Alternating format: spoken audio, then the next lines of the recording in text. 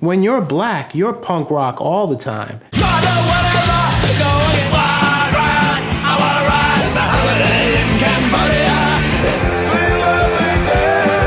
And that is the sound of punk. Short, fast riffs, lyrics pushing back against the mainstream mundane, the original don't give a attitude, and a no rules allowed genre for self-identifying misfits that emerged at a time where music was becoming maybe a little too clean.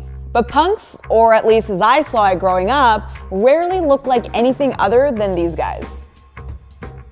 Hey guys, I'm Sana, this is AJ Plus, and today we're going to explore the very black history and present of punk music.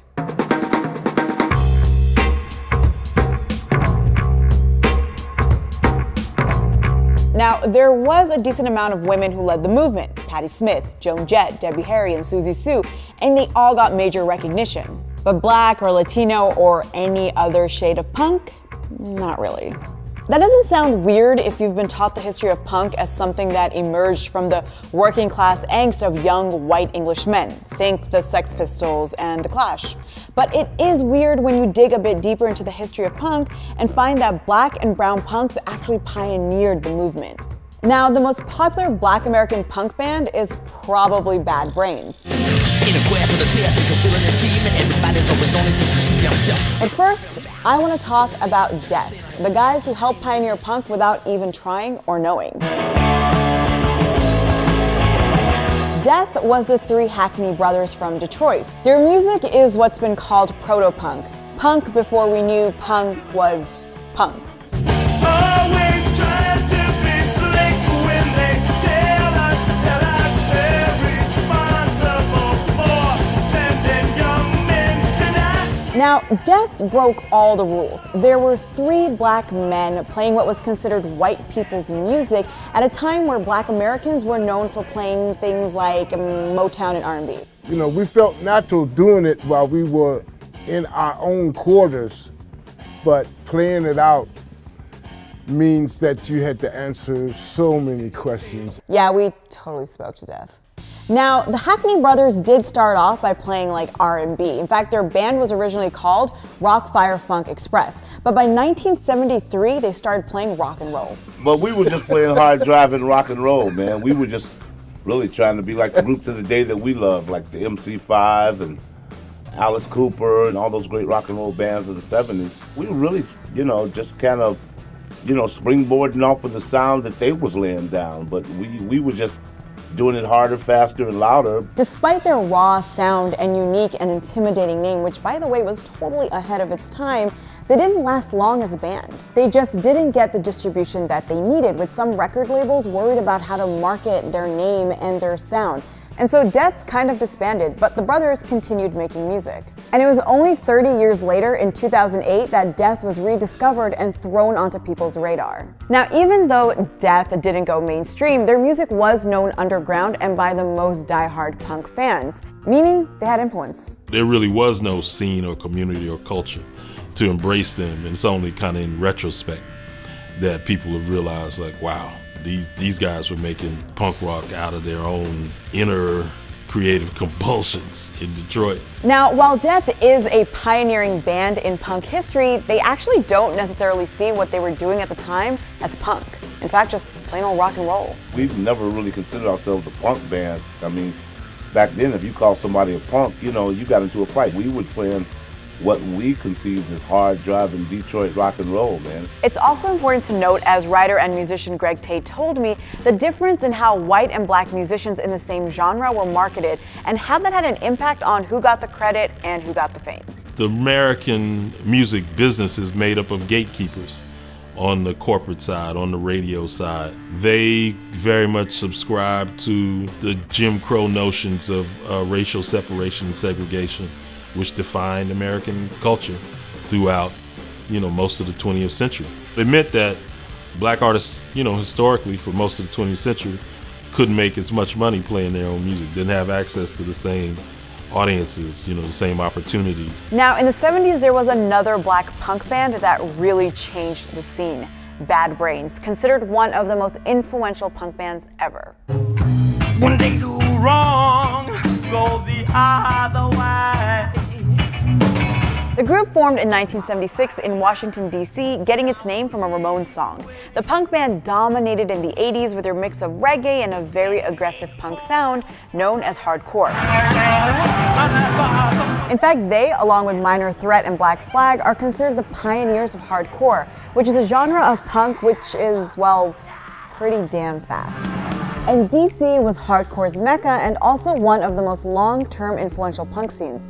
And there were also other black punk bands like Pure Hell, Fishbone, and the UK's X-Ray Specs, whose lead vocalist was a woman.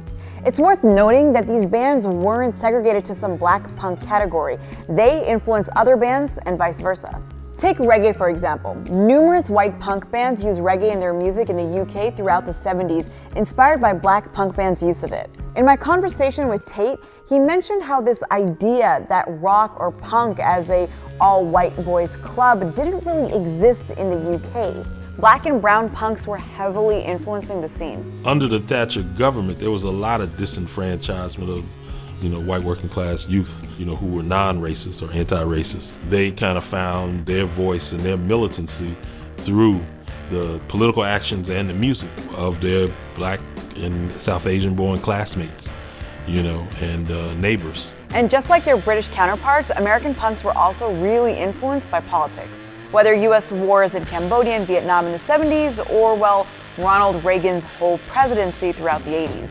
But punk, especially black punk, isn't a thing of the past. It's still a live, budding cultural movement today. I realized that, not only is rock and roll something that is native to people like myself and to Honeychild, but it's almost like my birthright. That's Honeychild Coleman and Sasha Jenkins of the punk band trio, the 1865, and yes, their name is referencing exactly what you think it's referencing.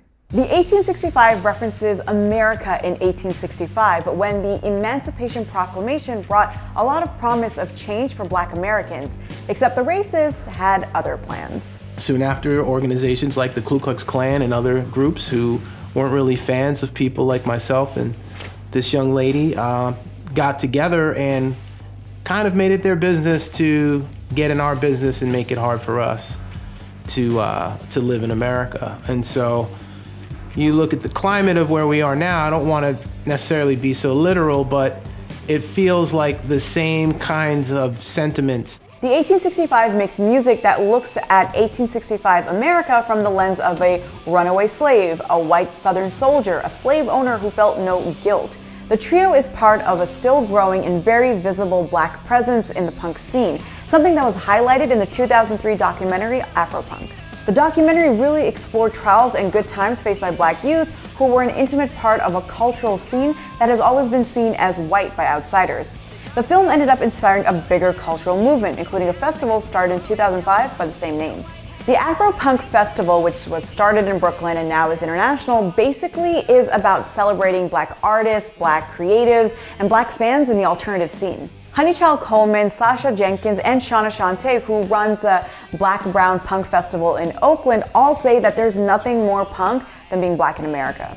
I'm not saying black people created punk rock, I'm saying we are punk rock without even trying. The foundations of what people do that creates punk culture, say going on tour, booking your own tour through a underground network, that's what black musicians had to do because we weren't allowed to play in clubs. When we have been pushed to the margins, but we create in those margins, and that's it doesn't get more punk than that. I knew that it was my legacy, and I never believed anyone who told me I was trying to be white because I love rock and I love guitars. But even though they all agree that there's nothing more punk than being black, they also raise the point of how different the experience is of being either white or black in the punk scene. When you're black, you're punk rock all the time. You're a target all the time.